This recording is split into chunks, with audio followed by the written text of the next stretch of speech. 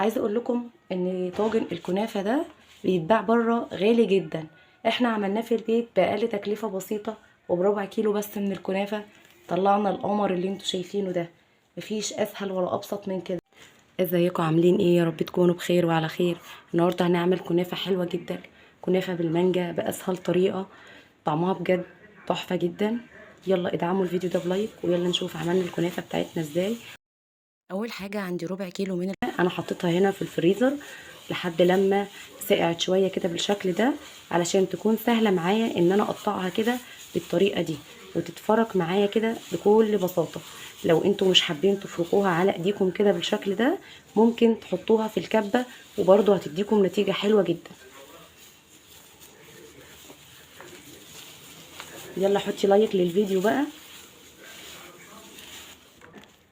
وده شكل الكنافه بعد لما فركتها عندي بقت بالشكل ده. بصوا احنا مش عايزينها ناعمه اكتر من كده، يعني القوام ده حلو جدا. تمام كده.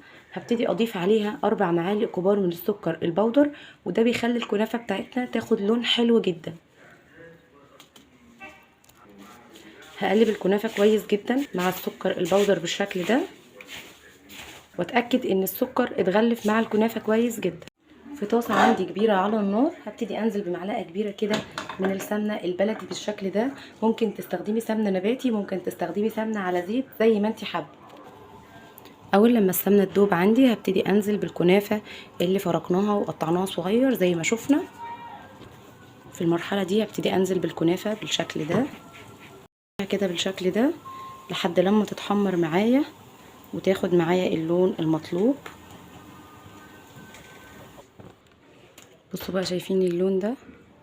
على بال الكنافه بتاعتنا ما تبرد هبتدي اجهز الكريمه اللي هحشي بيها الكنافه. عندي نص كوبايه من الكريم شانتيه الغير محلى.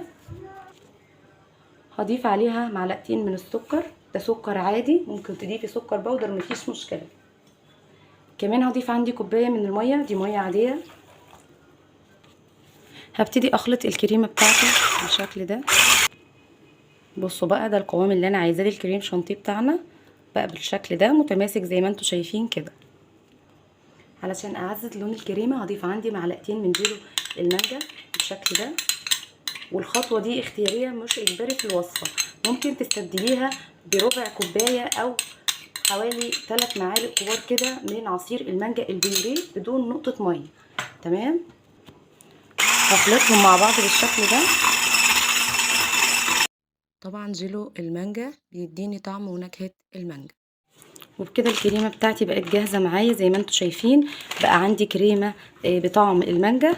زي ما قلت لك ممكن تستبدلي العصير او الجيلو المانجا بعصير مانجا بيوريه وتديله برضو ضربتين كده مع الكريمه، وهيكون معاكي كريمه بطعم المانجا رهيبه حرفيا. هاخد الكريمه بتاعتي هحطها عندي في كيس حلواني بالشكل ده. حطوا لايك بقى للفيديو علشان الفيديو بجد يستاهل اللايك.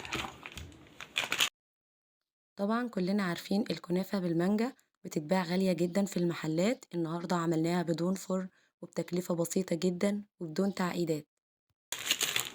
بقت عندي بالشكل ده.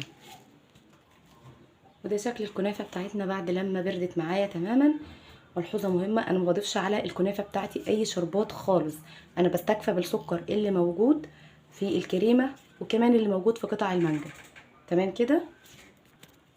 جبت بقى الصينيه اللي هقدم فيها الكنافه بتاعتي او القالب اللي هتشتغلي فيه، وهبتدي ان انا اضيف كميه كده من الكريمه، طبقه رفيعه جدا بالشكل ده.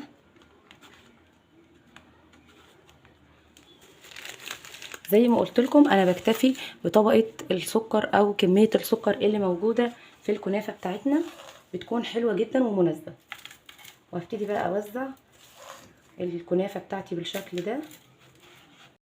كمان اوعي تضيفي على الكنافه شربات وهي سخنه، لان وقتها هيكتل معاكي وهتكون محجوره. كمان الكنافه ممكن تحمروها في الفرن مفيش اي مشكله خالص. كمان عايزه اقول لكم الكنافه كده بيكون سكرها مظبوط بالملي للناس اللي ما بتحبش الحاجه تكون سكرها زياده. لو انتوا حابينها سكرها يكون زياده يبقى هتضيفوا على الكنافه حوالي ربع كوبايه من الشربات البارد التقيل، شربات الكنافه البارد. باكد عليكي يكون الشربات بارد والكنافة بتاعتك باردة تماما، علشان لو ضفناه وهو ساخن الكنافة هتحجر معاكي وهتكون زي الحجر بالظبط. وهنا وزعت طبقة تانية كده من الكريمة. هبتدي بقى اساوي طبقة الكريمة بالشكل ده.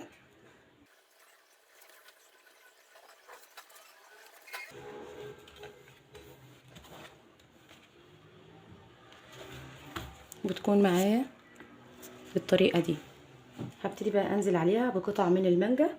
دي مانجا فروزن عادي جدا، بفرزها وبخرجها من الفريزر مجمده، وبقطعها وهي مجمده علشان تكون معايا كده بالشكل ده، لان لو طلعتوها وقطعتوها بعد لما تفك هتكون معاكم مش قطع كده خالص ولا هتكون مظبوطه.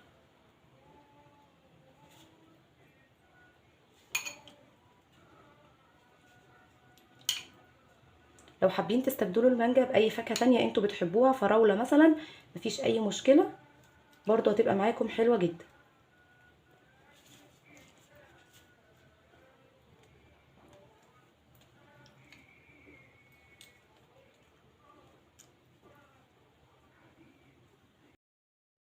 احب اشكر الخمسة ستة اللي دايما بيشجعوني. اخر طبقة عندي من الكنافة،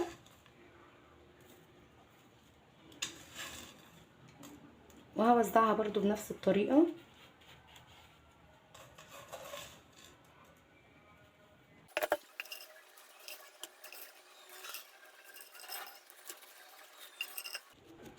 هضيف بقى عندي طبقة من الكريمة.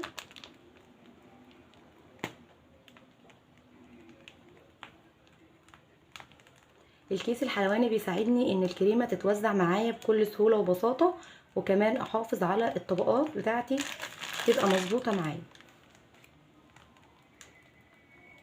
حطي لايك بقى للفيديو يا ست الكل، اللايك مش بيكلفك حاجة. هبتدي بقى اظبط طبقات الكريمة كده واظبطها بالسباتولا بتاعتي. شكلها بعد لما خلصت طبقة الكريمة هحاول بقى انضف الطاجن بتاعي او القالب بتاعي بالشكل ده. هجيب بقى الكريمه المتبقيه عندي واحطها في كيس حلواني، وهبتدي اعمل بيها كده روزيتات بالشكل.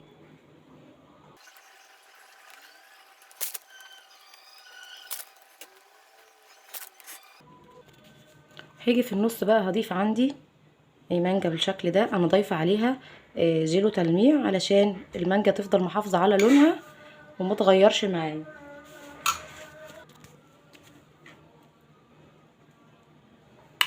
ممكن تضيفوا جيلو مانجو او جيلو تلميع على البارد اللي هو الشفاف، برضو هيديكوا نفس النتيجه وهيحافظ على لون المانجا بتاعتنا ما تغيرش وتفضل محتفظه بلونها اللي انتوا شايفينه ده.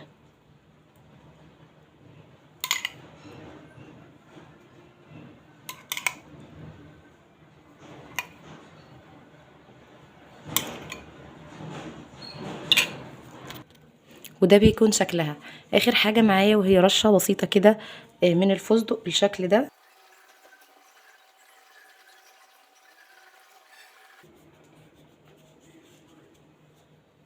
ايه رايكم بقى في القمر ده؟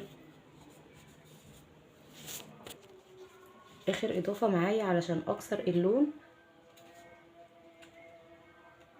ضفت عندي واحده كده من الكريز الاحمر وادتني الشكل والجمال اللي انتوا شايفينه ده. ايه رايكم بقى؟ عايزه اقول لكم ان طاجن الكنافه ده بيتباع بره غالي جدا، احنا عملناه في البيت باقل تكلفه بسيطه وبربع كيلو بس من الكنافه طلعنا القمر اللي انتوا شايفينه ده. مفيش اسهل ولا ابسط من كده. من وجهة نظركم الفيديو يستحق لايك ولا ايه رايكم؟ جربوها، متاكده انها تعجبكم جدا. كمان الكنافة من الحاجة اللي لما بتدخل التلاجة الطبقات بتشرب من بعضها، يعني الكنافة بتشرب من الكريمة والمانجا وبتدينا ميكس رهيب جدا. لازم تجربوه. مستنية رأيكم في التعليقات والكومنتات. اشوفكم في فيديو جديد ووصفة جديدة. بصوا بقى شكل الطبقات، اللهم بارك، شكلها تحفة جدا. ايه رأيكم بقى؟ مستنية رأيكم في الكومنتات واشوفكم في فيديو جديد ووصفة جديدة. باي باي.